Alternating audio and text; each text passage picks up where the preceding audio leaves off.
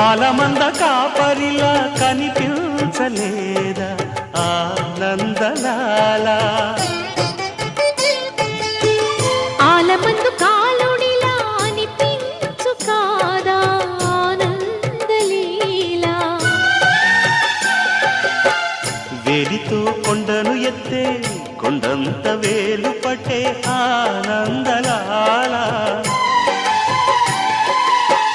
తులసి దళానికి తేలిపోయి తూగునట్టే ఆనందలీలా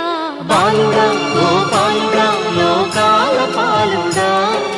తెలిసేది ఎలా ఎలా చాంగుబడా ఔరా అమ్మక్క చెల్ల ఆలకించి నమ్మడవెల్లా అంత వింత గాథల్లో